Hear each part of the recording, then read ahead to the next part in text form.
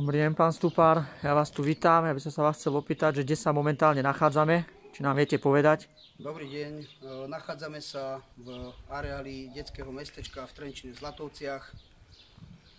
V tomto areáli som vyrastal od roku 1976 až do roku 1992. Tento areál je vlastne môj domov.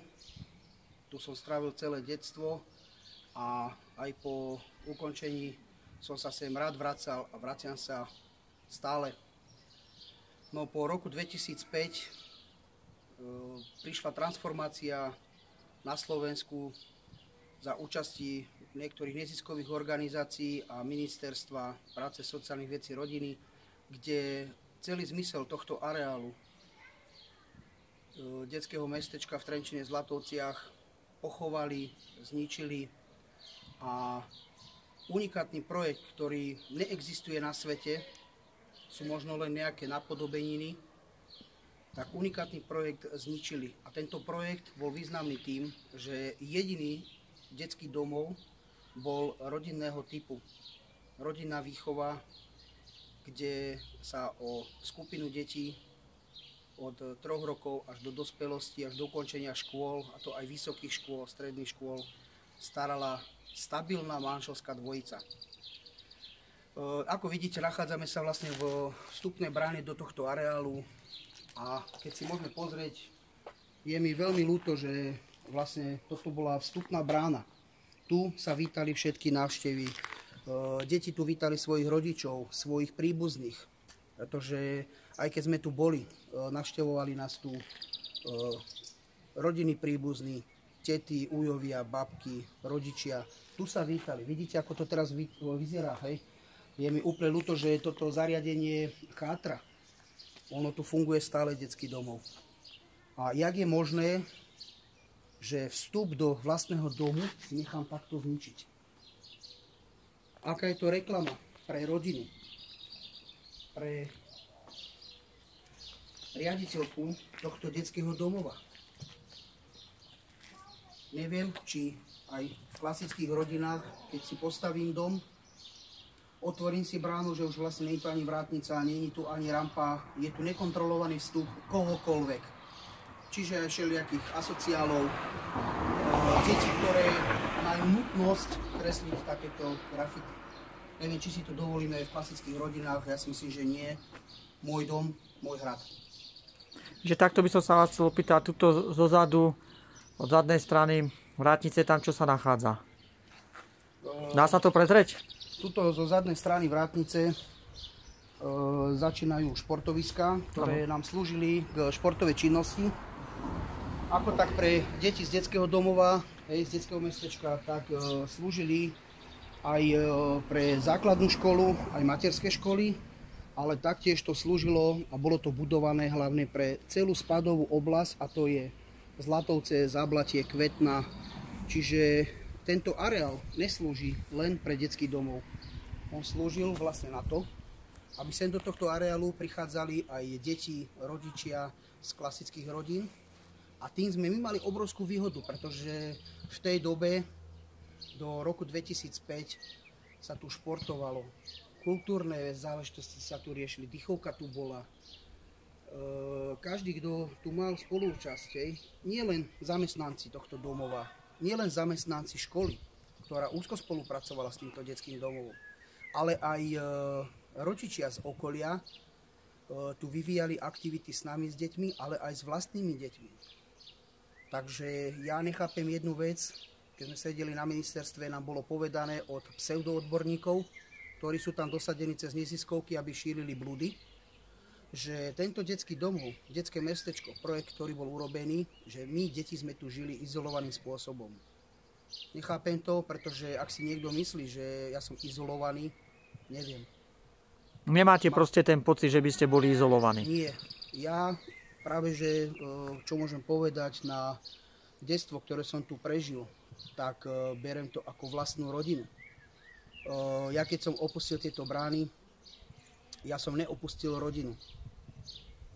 Áno, išiel som pracovať, býval som už mimo Trenčína, ale každá moja voľná chvíľa bola venovaná tomu, že som sa vracal k svojim rodičom, to je k Gomulovcom. A tí mi nepovedali, že už nie si tu v detskom domove, v detskom mestečku, ty tu nemôžeš byť, my ťa nemôžeme prijať, hej, my sme skončili. Nie. Vždy ma vrúcne privítajú. A do dnešného dňa sa stretávame, vymieňame si názory, žijem životom, nemôžem byť vševed. Každá rada, ktorá mi bola treba v živote, obracal som sa práve na nich. Ale neboli to len oni. Ja som sa tu mohol obrátiť a obracal som sa na ktorúkoľvek manželskú dvojicu. Ktorákoľvek manželská dvojica mi vedela dať radu. Pán Stupar, ešte takto sa chceme opýtať. Tuto pri tejto bočnej bráne, viete nám niečo k tomuto povedať? Ak sa to tu ničí tento majetok, tu vidíme nejaké popisy, nápisy. No, čo viete k tomu tak povedať? Ja myslím, že na tých záberoch je to jasne vidieť, jak to tu je zdevastované, zničené. V podstate tento objektík vrátnice už asi ani nefunguje. Je to vlastne uzatvorené. A vzhľadom k tomu, že sme tu chodili pravidelne aj na stretávky a navštevujeme tu aj bývalých ujov, tety, ktoré tu bývajú, odkúpili si tu bytíky a stretávame sa tu aj na športoviskách, ako tam vidíte, futbal sa hrá, máme tu plno spolužiakov, kamarátov, ktorí hrajú ligy, stretneme sa tu. Tak na základe práve týchto skutočností, toto je len začiatok, to je len tá vstupná brána, hej, a ak si hovorím, keď chcem sprezentovať svoj rodinný dom, svoj domov, tak predsa si tam urobím niečo unikátne, niečo krásne, aby to každú moju návštevu oslovilo a každá návšteva sa cítila v mojom dome príjemne. Ale neviem, či sa pri tomto bude hociaká návšteva, ktorá sem príde, či sú to zamestnanci školy, deti zo školy, zo škôlky, či sa tu cítia príjemne, neviem. Na základe tohoto chátrania celého areálu riaditeľka detského domova, ona nemá vôbec záujem, aby sa o toto starala. Dokonca sme včera boli pozrieť zariadenie, ktoré patrilo detskému mestečku, ešte aj patrí časť. Bolo to Orechové, kde sme chodili na chatu a bohužiaľ musím povedať, toto je ešte slabý odvar k tomu, čo je a v akom stave je Orechové rekreačné zariadenie. Nie, že by to zveladili a využívali to na tie účely. Jak sme si my hovorili, že bola to taká psychohygiena. Zobrali sme sa 4 rodiny na víkend, išli sme tam a zažili sme takú vec, ako sa v klasickej rodine deje. Teším sa aj ja na to, aj deti sa tešia na to. Ideme grilovať v prírode, kľud, pohoda, úplne iné myšlienky, vypnutie od stereotypného života a práce. To už túto deti nepoznajú. Vzhľadom k tomuto sme sa rozhodli aktivisti, že bolo by vhodné niečo s týmto spraviť. Minulý rok sme zorganizovali za týmto účelom, aby sme ukázali tento areál všetkým bývalým deťom, ktoré tu vyrastli, všetkým bývalým riaditeľom, tvorcom tohto unikátneho diela, architektom, staviteľom, mestu Trenčín. Tak sme zorganizovali stretávku priamo tu v detskom mestečku. Najprv nám bolo zamedzené, že nebudeme tu organizovať.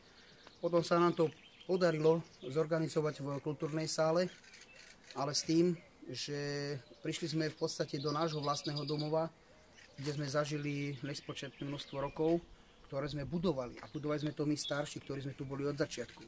Pretože keď je dom, stále je okolo neho práce, stále sa zveľaďuje, robí sa. Za to sme si museli zaplatiť. Tu padla jedna veľká myšlienka.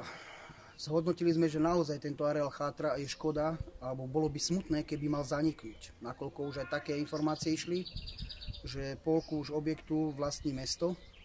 To je škola, škôlky, plavareň, telocvičňa, jedáleň veľká, to už má mesto.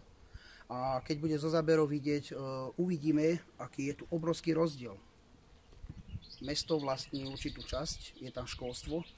Tieto objekty pomaličky rekonštruujú, zmodernizovávajú, kde už napríklad materské škôlky majú ukončené. Vybavili si samostatné kúrenie v týchto materských škôlkach a je to plne moderné zariadenie, upravené okolo. A je obrovský rozdiel, ako Ministerstvo práce, sociálnych vecí a rodiny, zriaďovateľ a priamo pani riaditeľka sú neschopní využívať obrovskú možnosť eurofondov a zveladiť toto zariadenie. Nie je tu veľa roboty. Sú tu určite havarijné stavy určitých záležitostí, predsa to má 45 rokov za chvíľku. tak potrubia, takéto veci, jasne, že nemôže toľko vydržať. Je tu treba niečo riešiť, ale na to funguje, aby bola snaha toto zariadenie zachrániť a aby mohlo fungovať. To zariadenie funguje pre deti. Pre deti, ktoré sú opustené, ktorým treba pomôcť a naštartovať ich. Na základe týchto všetkých vecí, aj tej stretávky, aj vnímania toho terajšieho vedenia detského mestečka k tomuto areálu, sme sa rozhodli, že bolo by vhodné areál zachrániť a ďakujeme tým ľuďom, ktorým skvostla myšlienka, aby padol návrh na zapísanie kompletne celého areálu ako národnú kultúrnu pamiatku. To sa aj stalo. Podanie išlo práve z iniciatívy nás odchovancov, a to hlavne celú túto procedúru zložitú a dôležitú zozbieral a spracoval pán Ladický, ktorý bol vlastne predkladateľ tohto návrhu. A na naše prekvapenie a prekvapenie aj tvorcov tejto myšlienky v tomto mesiaci prišla odpoveď a celé toto zariadenie, celý tento areál je zapísaný ako národná kultúrna pamiatka.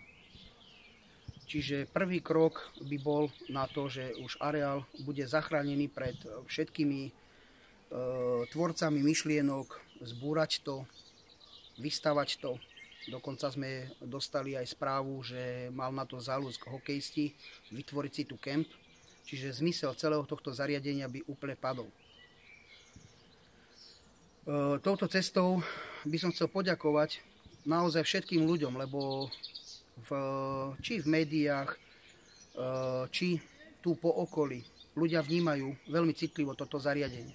Poznajú, že toto zariadenie fungovalo a slúžilo pre celé mesto Trenčín. Bolo osožné pre celé mesto Trenčín. A práve keď sa stretáme s týmito ľuďmi, tak ďakujú, že existujú ešte ľudia, ktorí takúto myšlienku vyslovili, myšlienku precedili do jasných činov a sú vďační tomu, že aj tento štát podporil myšlienku záchranu tohto zariadenia. Takže to by bolo zatiaľ z mojej strany a ešte by som predsa len dodal. Pani riaditeľka tohto detského mestečka, takisto aj nezisková nadácia a aj na ministerstve stále omielajú jednu vec, pán Ladický. Nie. Touto cestou by som chcel každému povedať. Áno, pán Ladický bol jeden z tých odchovancov, ktorým na tomto zariadení a aj hlavne na výchove vzdelávaní veľmi záleží. A záleží mu hlavne na tom, aby deti z detských domovov odchádzali pripravené do života a pripravené do dnešného života. A nie pseudo pripravené, že im niekto v 17 rokoch začne tlačiť niečo do hlav a do 17 rokov tie deti vôbec nevedia o svete. To je všetko mylné, chybné a je to len tlačenie určitého smeru, ktorý tlačí určitá nezisková organizácia. Každý, kto o problematike vie, o ktorej neziskovej organizácii rozprávam. A na základe týchto všetkých vecí, ktoré som aj teraz povedal, kultúrna pamiatka veci, chcem povedať, nie len pán Ladický, ale je založené občianske združenie Naša rodina. Toto združenie má v sebe členov, to sú hlavne bývalí odchovanci detského mestečka, bývalé deti z detských domovov, sú tam odborníci z vysokého školstva, zo stredného školstva a čestní členovia, oni sú to už predsa len starší pánie, sú to všetko zakladatelia detského mestečka a celý obrovský tím, čo bol okolo týchto zakladateľov. Čiže to bola oblasť aj školstva, hlavne školstva. Pretože keď chceme deti vychovávať, tak ich musíme aj vzdelať. A to vzdeláva školstvo. A preto tu bol ten unikát, že tu škola bola priamo v tomto areáli. Bolo to pre deti z detského mestečka aj pre okolie. Vzdelávali nás, pripravovali nás do života. A v rodinných bunkách sme mali ujo teta, ale kto chcel, mohli volať otcov mama. A práve táto manželská dvojica bola ako klasická rodina, čiže došlo tam aj k tým väzbám, jak v klasickej rodine, či citovej. A my ako deti, ja napríklad poviem, že ja som si veľmi bral ako vzor či mamu, či otca. Ja som si až tak moc neuvedomoval, keď som bol tu priamo v tomto zariadení, hej, že čo všetko mi tu dáva toto zariadenie. Ale keď som odišiel a odrazu pri prvých krokoch ja som zistil, že som úplne sebestačný. Že viem sám sa prebojovať, viem sám osloviť ľudí, viem sám žiť. A až potom som si uvedomil tú obrovskú hodnotu, ktorú mi práve toto detské mestečko dalo. A mám už teraz 44 rokov, do dnešného dňa som zamestnaný, vediem usporiadaný život a v práci môžem povedať, že som až dosť úspešný. Ďakujeme, pán Stupar, zatiaľ. Dovidenia. Dobre, dovidenia.